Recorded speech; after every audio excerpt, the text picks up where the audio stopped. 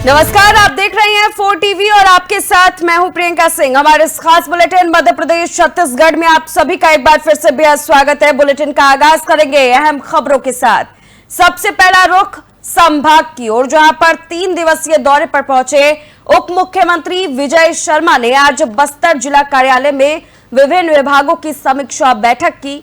बैठक के बाद मीडिया से चर्चा करते हुए उन्होंने कहा कि वो इस साल रक्षाबंधन का पर्व दंतेवाड़ा और सुकमा जिले में आत्मसमर्पित नक्सलियों और दंतेश्वरी फाइटर की महिला कमांडो के मध्य मनाएंगे। उन्होंने कहा कि इसके लिए उन्होंने अपनी बहन से चर्चा कर इस बात की अनुमति ली थी। उन्होंने बताया कि राज्य के नक्सल प्रभावित क्षेत्रों में शांति और पुनरावास की दिशा में एक महत्वपूर्ण संदेश देने वाला आयोजन इस रक्षाबंधन के दिन 9 अगस्त को आयोजित किया जाएगा। उप मुख्यमंत्री और गृह मंत्री विजय शर्मा इस दिन दंतेवाड़ा और सुकमा जिले के दौरे पर रहेंगे, जहां आत्मसमर्पण कर चुकी नक्सली महिलाएं और दंतेश्वरी फाइटर्स की महिला कमांडो उन्हें राखी बांधेंगी। वहीं शिक्षा दूतों की हत्या करने वाले माओवादियों पर उप मुख्यमंत्री ने कठोर कार्रवाई का भरोसा भी दिलाया और कहा कि ऐसे माओवादियों को सरकार पुनरावास का कोई लाभ नहीं देगी जिन पर शिक्षकों की हत्या का आरोप होगा, ना ही उन पर से केस हटाए जाएंगे। उप मुख्यमंत्री ने कहा कि शिक्षा की अलख जगाने वाले की हत्या करने वाले नक्सलियों पर सरकार किसी तरह का रहम नहीं करेगी।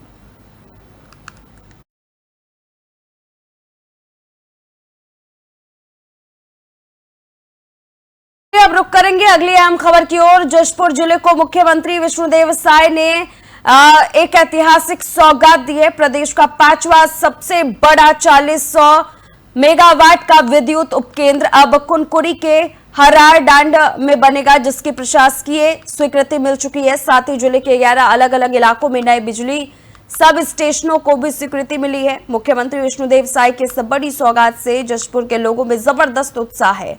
वहीं बिजली की समस्या से जूझ रहे किसानों और ग्रामीणों के लिए यह परियोजना किसी वरदान से कम नहीं है। आपको बता दें कि हरारडांड में बनने वाला 400 से 200 केवी विद्युत उपकेंद्र प्रदेश का 5वां सबसे बड़ा उपकेंद्र होगा, जो न केवल जशपुर बल्कि आसपास के जिलों को भी बिजली आपूर्ति में मजबूती देगा।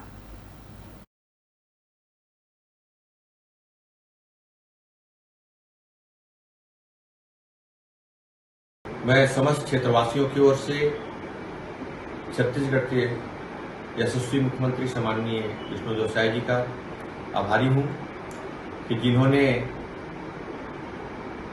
प्रदेश के 5वें सबसे बड़े 400 केवी उपकेंद्र की स्वीकृति दी है, जिससे हमारे क्षेत्र के किसान भाई बंधु जो सिंचाई के साधन के लिए, लो वोल्टेज की समस्या के लिए परेशान रहते थे, आज उनकी समस्या का समाधान होगा। माननीय मुख्यमंत्री श्री विष्णुदेव साय जी ने जशपुर जिले को एक ऐतिहासिक सौगात दी है। वो वास्तव में अभूतपूर्व है। 400 वाट मेगावाट उपकेंद्र, दर्जनों सब स्टेशन हमारे क्षेत्र के दशकों पुरानी जो मांग थी और लगातार जो क्षेत्र में बिजली की लो वोल्टेज की समस्या था, वो स्थायी समाधान है। के विधायक और प्रदेश के यशस्वी मुख्यमंत्री आदरणीय श्री विष्णुदेव साय जी का बहुत बहुत धन्यवाद करना चाहूँगा कि हराडांड में स्थित 400 केवी विद्युत उपकेंद्र स्वीकृत करना हमारे लिए गौरव का बात है और साथ ही जिले में 12 सब स्टेशन की स्वीकृति मिली है। माननीय विष्णुदेव साय जी प्रदेश का विकास तो कर ही रहे हैं, साथ ही जशपुर जिले का भी विकास कर रहे हैं। बिजली की जो समस्या थी पूरे ज़िले में, उन्होंने काफ़ी जगहों में बिजली सब स्टेशन दे करके अंधकारा से मुक्त दिलाया है। बगीचा के झीकी में भी 132 के भी सब स्टेशन का स्वीकृति दिला करके जो समस्या रहती थी बिजली की, अब उसका समाधान होगा।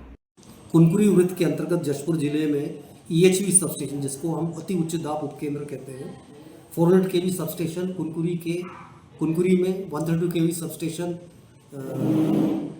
झिकी और बगीचा में और 132 केवी सब स्टेशन फरसाबहार में स्थापित किए जाने हेतु हमें अप्रूवल प्राप्त हो चुका, अनुदान प्राप्त हो चुका है। इसके अतिरिक्त 33 केवी/11 केवी जो सब ट्रांसमिशन उपकेंद्र है वह हमारे यहाँ मैनी, समडमा, भगोरा, सलियाटोली, विपतपुर, खुटेरा, चैटवा, पालीडी और रेड़े में स्वीकृत किए गए हैं, जिनकी सबकी हमको प्रशासनिक स्वीकृति प्राप्त हो चुकी। शीघ्र ही इनके कार्यदेश तकनीकी स्वीकृति के पश्चात। वही बस्तर के डिमरा पाल मेडिकल कॉलेज में उप मुख्यमंत्री विजय शर्मा अचानक निरीक्षण करने के लिए पहुंच गए। अस्पताल परिसर और वार्डों में फैली अव्यवस्था को देखकर वे खासे नजर आए। नाराज गंदगी स्टाफ की लापरवाही और मरीजों की शिकायतों ने उप मुख्यमंत्री को विचलित कर दिया। उन्होंने मौके पर ही डीन को तलब कर जमकर के फटकार लगाई और व्यवस्था सुधारने के निर्देश भी दिए। निरीक्षण के बाद उप मुख्यमंत्री ने हाल ही में आईडी ब्लास्ट में घायल एक जवान से मुलाकात की और उनका हालचाल जाना। उन्होंने पीड़ित के परिजनों से भी बातचीत की और हर संभव सहायता का आश्वासन दिया। साथ ही सरकारी संस्थानों में अव्यवस्था बर्दाश्त नहीं की जाएगी। जनता को बेहतर स्वास्थ्य सुविधा देना हमारी प्राथमिकता है, ये मुख्यमंत्री कहते हुए नजर आए।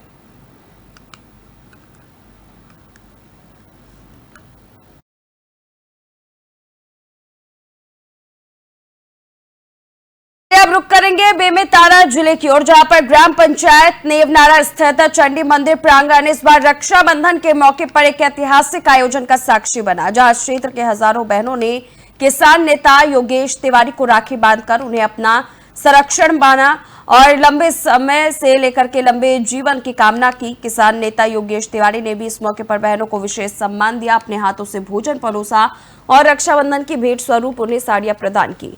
आयोजन स्थल पर विशेष आयोजन किया गया था, जिसमें गांव के हजारों बहनों ने हिस्सा लिया। इस आयोजन में रक्षाबंधन के पारंपरिक स्वरूप को सामाजिक सेवा के साथ जोड़ दिया है। बता दें कि कोरोना काल के दौरान भी योगेश तिवारी ने सेवा कार्यों में अग्रणी भूमिका निभाई थी। गांव-गांव सैनिटाइजर और मास्क का वितरण, जरूरतमंदों को राशन और बीमारों को इलाज की सुविधा तक मुहैया कराई गई।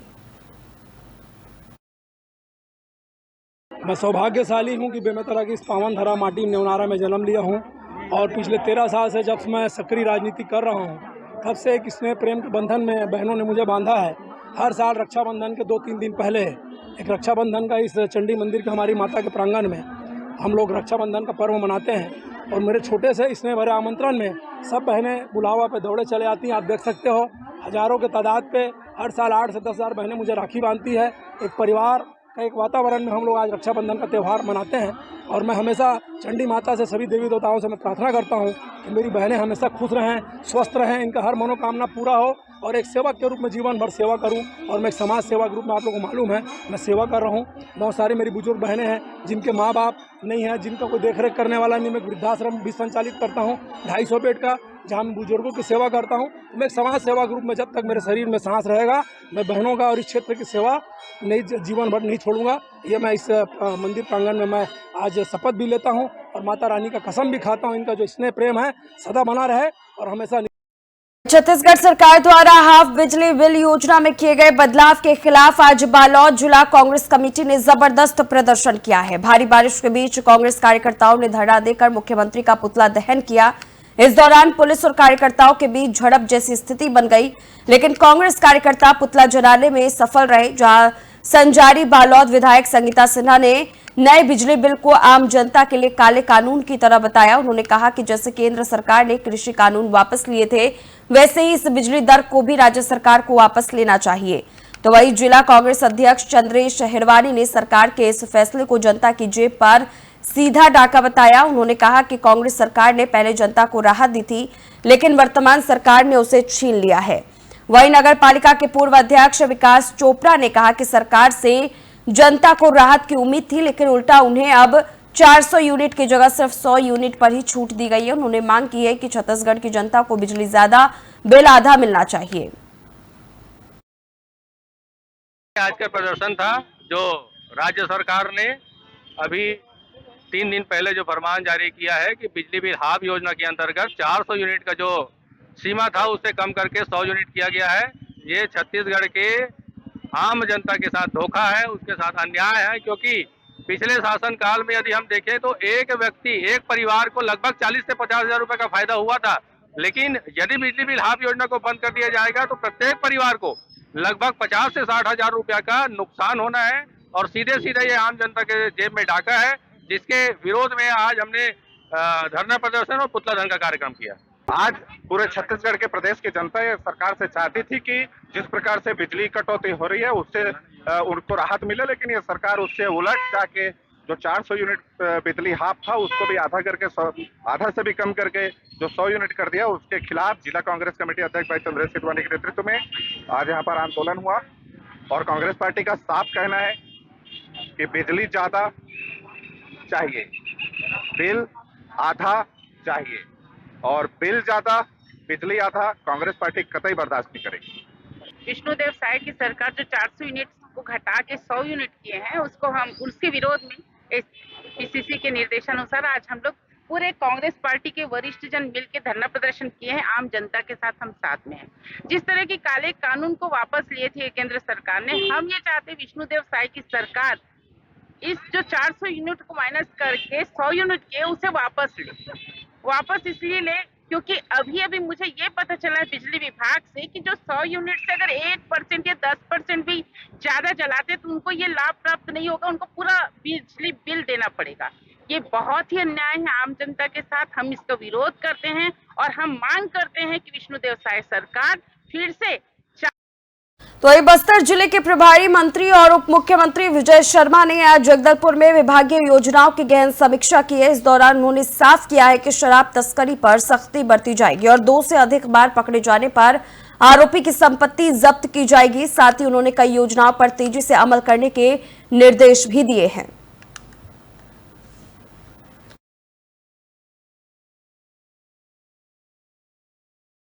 वहीं बलरामपुर जिले के शकरगढ़ क्षेत्र में सरकार की जन कल्याणकारी योजनाओं के तमाम दावों की पोल खुलती नजर आ रही है। कमारी क्षेत्र के लोहरा टांडा गांव की बदहाल सड़कें विकास की हकीकत बयां कर रही हैं। आलम यह है कि गर्भवती महिला को ट्रैक्टर में अस्पताल ले जाना पड़ रहा है। खास बात यह है कि ये इलाका विशेष पिछड़ी जनजाति के पहाड़ी कोरवा समुदाय से जुड़ा है, लेकिन इसके बावजूद अब तक यहां बुनियादी सुविधाएं नहीं पहुंच पाई हैं। दोबारा हमको बुलाए थे, हम दोबारा भी गए पर कोई वहाँ से निराकरण नहीं मिल पाया।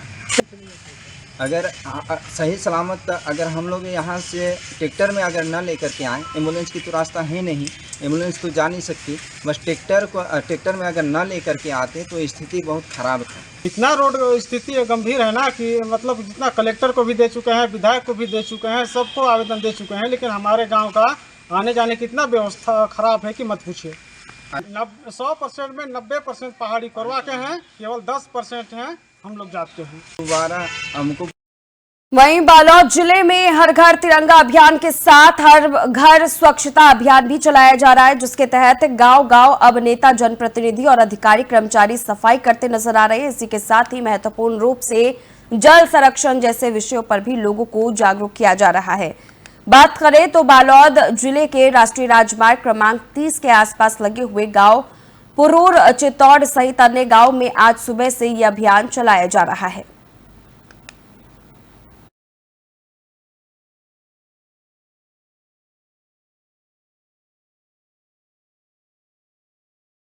तो गरियाबंद पुलिस की सतर्कता और तकनीकी निगरानी की बदौलत 57 लोगों को उनके खोए या चोरी हुए मोबाइल वापस मिल गए हैं। पुलिस अधीक्षक निखिल राखेचा ने खुद इन मोबाइलों को उनके असली मालिकों को सौंपा, जहां एसपी राखेचा ने बताया कि मोबाइल गुम होने या चोरी की स्थिति में CIR पोर्टल पर शिकायत दर्ज कराना बेहद जरूरी है। इससे मोबाइल को ब्लॉक करने और ट्रैक करने में मदद मिलती है। साथ ही नागरिकों से साइबर अपराधों से सतर्क रहने की अपील भी की गई है। उन्होंने कहा कि 2 कारक प्रमाणीकरण और बायोमेट्रिक लॉक का इस्तेमाल करें ताकि आपकी डिजिटल सुरक्षा और मजबूत हो सके। तो वही फोन वापस पाकर लोगों के चेहरे पर खुशी साफ नजर आई। उन्होंने पुलिस का आभार भी व्यक्त किया।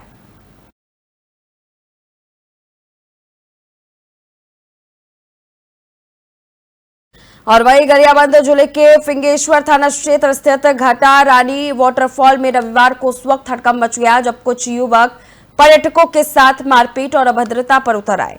इन आरोपियों ने महिलाओं और लड़कियों से न सिर्फ बदतमीजी की बल्कि हाथापाई भी की। घटना का सीसीटीवी फुटेज भी सामने आया, जिसमें साफ देखा जा सकता है कि आरोपी महिलाएं और पर्यटकों से मारपीट कर रहे हैं। जहां सूचना मिलते ही पुलिस ने तुरंत कार्रवाई करते हुए सभी 6 आरोपियों को गिरफ्तार कर लिया है। सभी आरोपी महासमुंद जिले के रहने वाले बताए जा रहे हैं। फिलहाल सभी को न्यायिक रिमांड पर जेल भेज दिया गया है। पुलिस ने स्पष्ट किया है कि पर्यटन स्थलों पर कानून व्यवस्था बिगाड़ने वालों के खिलाफ सख्त कार्रवाई जारी रहेगी। कल मोबाइल के माध्यम से एक सूचना मिला था कि घटारानी दर्शनीय स्थल में कुछ लड़के जाके वहाँ पे जो पर्यटक थे उनके साथ बदतमीजी कर रहे थे। उस सूचना के आधार पर मौके के सीसीटीवी फुटेज के आधार पर चिन्हांकित कर 6 लोगों के खिलाफ प्रतिबंधात्मक कार्रवाई करके माननीय न्यायालय पेश किए हैं। सर, वहाँ पर किस तरह से सुरक्षा व्यवस्था के इंतजाम है और क्या क्या कार्रवाई? वहाँ के जो समिति है उनसे लगातार संपर्क बनाए हुए हैं। साथ साथ बीच बीच में हम लोग के द्वारा भी पेट्रोलिंग के माध्यम से वहाँ निगरानी रखी जा रही है। उसके अलावा सप्ताह में जो 3 दिवस है, शनिवार, रविवार और सोमवार को, इसमें चूँकि पर्यटकों को ज़्यादा वहाँ आवागमन हो जाता है, उस दौरान हम लोग अलग से थाने से बल भी लगा के रखते हैं।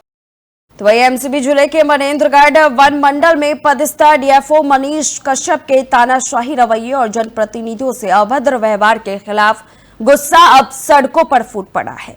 नगर पालिका अध्यक्ष प्रतिमा यादव, उपाध्यक्ष धर्मेंद्र पटवा और सैकड़ों जनप्रतिनिधियों ने डीएफओ कार्यालय के सामने जमकर के विरोध प्रदर्शन किया। भालुओं के बढ़ते आतंक पर चर्चा के लिए पहुंचे इन जनप्रतिनिधियों को डीएफओ द्वारा अपमानित किए जाने से नाराज होकर सभी धरने पर बैठ गए। देखते ही देखते ये जो पूरा मामला है हुआ नजर आ रहा है। आपको बताते हुए चले कि डीएफओ ने जनप्रतिनिधियों से अभद्र व्यवहार किया है। भाजपा सरकार में अफसरशाही किस प्रकार से हावी है, इसका एक जीवंत उदाहरण है। आज मनेन्द्रगढ़ नगर पालिका के अध्यक्ष जो भाजपा से निर्वाचित है, पार्षद, सभी उपाध्यक्ष, सभी लोग उनसे मिलने आए थे। उन्होंने डीएफओ ने सभी के साथ दुर्व्यवहार किया, उन्हें धक्के मारकर अपने कमरे से बाहर निकाल दिया। ना ये केवल दुर्व्यवहार न केवल भाजपा के अध्यक्ष और पार्षद के साथ है, बल्कि इस शहर के जनमत के साथ है। और ये डीएफओ साहब की कोई पहली घटना नहीं है। इसके पहले कोरिया में, इसके पहले सूरजपुर में लगातार वो इस तरीके का दुर्व्यवहार करते आ रहे हैं। पार्षदों ने फ़ोन करके बताया कि हम लोग वन विभाग के कार्यालय के सामने धरना प्रदर्शन पर बैठे हुए हैं। आज यहाँ के डीएफओ ने हम लोगों के साथ बहुत मिसबिहेव किया। तो मैं हमारी जिलाध्यक्ष चंपा जी से भी जानकारी ली और हमारे वरिष्ठों से बात की और मुझे यही उचित लगा कि मैं भी अपने पार्षदों के बीच आऊँ।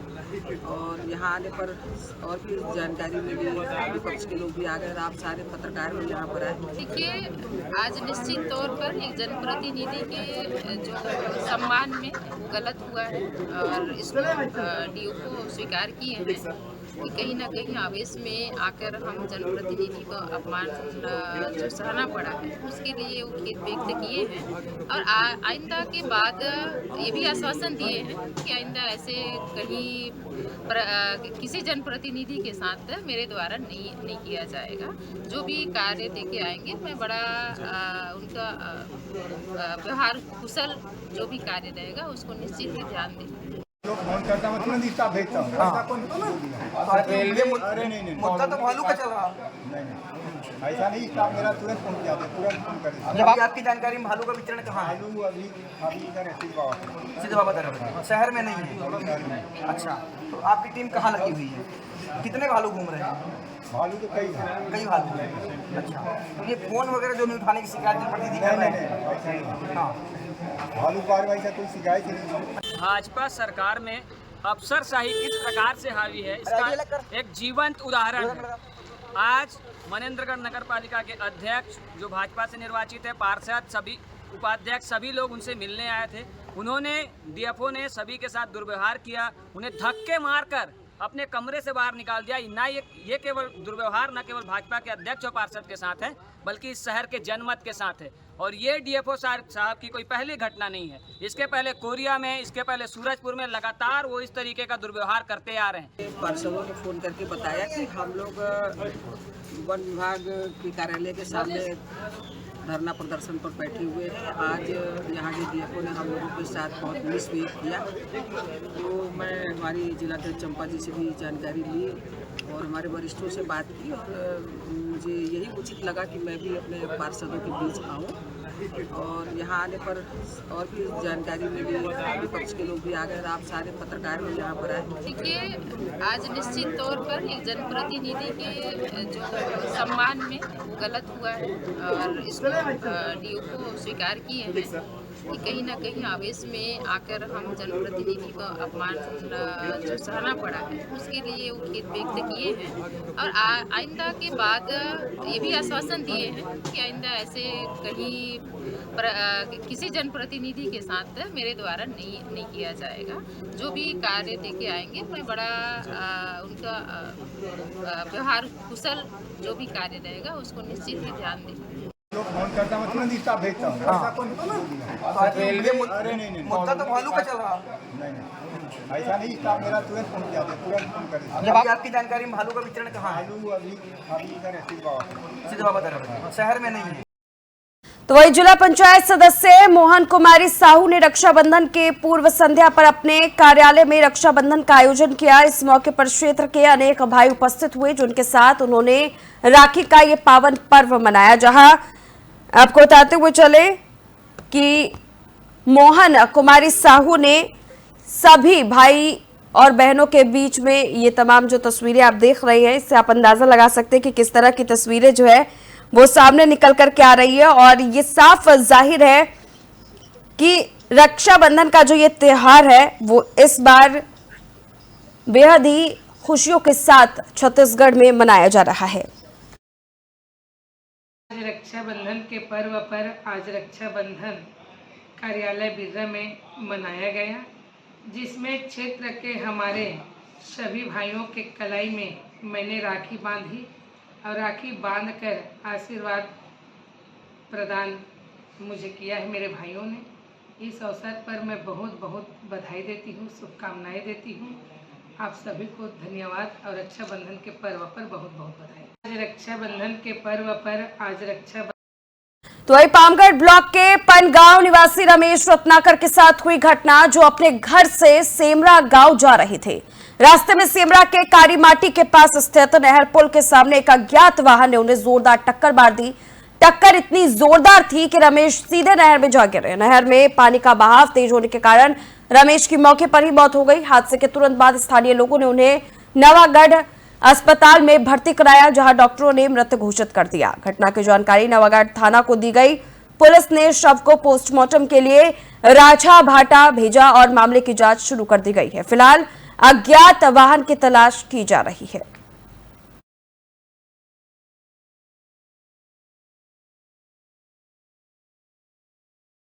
तो बिलाईगढ़ नगर पंचायत के पार्षद हरिराम देवांगन के द्वारा एक्सीडेंट करने का मामला सामने आया है। घटना में नाबालिग बच्ची की मौके पर ही मौत हो गई। मौत के बाद बच्ची के परिजनों ने आनंद फानन में सामुदायिक स्वास्थ्य केंद्र बिलाईगढ़ में भर्ती कराया, जहां डॉक्टरों ने इस बात की पुष्टि कर दी कि अब बच्ची जीवित नहीं है। अब बच्ची के परिजनों ने मीडिया के सामने आकर पार्षद पर गंभीर आरोप लगाए हैं। आरोप पे कहा गया है कि घटना करने के बाद बच्ची की मौत होने की खबर सुनते ही मौके से वे फरार हो गए। परिजनों ने आगे कहा कि पार्षद की ओर से घटनास्थल पर ही अपने आप को बचाने की राजनीति शुरू कर दी गई थी। वहीं उनके कुछ साथी भी आ गए और तरह तरह के इलाज कराने के बहाने बनाकर पार्षद को बचाने की कोशिश करने लग गए। मामला बिगड़ता देख परिजनों को पैसों का लालच देकर मामला रफा दफा करने के प्रयास किए जा रहे हैं। परिजनों ने आगे ये भी कहा और आरोप लगाया कि घटना कारित वाहन को थाने में लाया गया, लेकिन पार्षद को गिरफ्तार नहीं किया गया है। फिलहाल पुलिस पूरे मामले की जांच कर कार्रवाई शुरू कर चुकी है और शव को पोस्टमार्टम के लिए भेजा गया है।